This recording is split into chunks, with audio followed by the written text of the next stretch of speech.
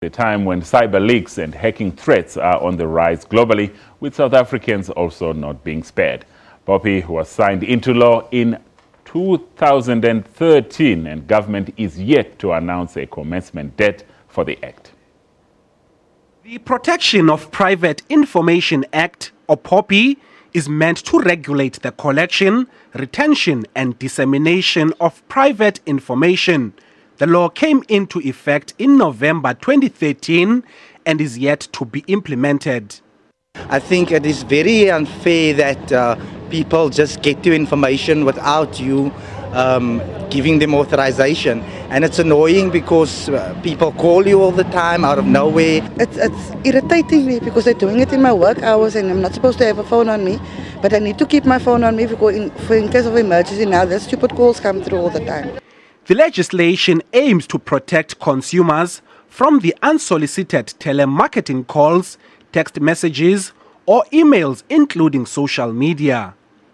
Marketing companies are only allowed one call to sell you a product before you ask them to stop, and those who contact you via text messages are meant to have an opt-out option to ask them to stop contacting you, the consumer.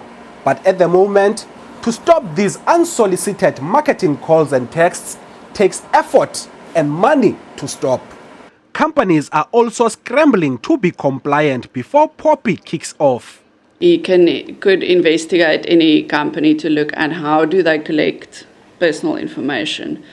When they collect it, do they tell the consumer what they're going to use it for? How long are they going to keep it? When do they delete it? Because the Protection of Personal Information Act says that you're not allowed to keep the information for longer than the purpose that you needed it for. The National Consumer Commission says it's in the process of establishing a register for people who do not want these marketing calls or texts. But some political parties exploited this vacuum in the recent municipal elections. Only contact people who have opted into the service. I think it's the only way in which you're going to be able to implement POPI and address the issue properly. In the meantime, consumers can contact the National Consumer Commission or the Consumer Goods and Services Ombuds to minimize these marketing calls and texts. Ulilani Philip, SABC News, Parliament.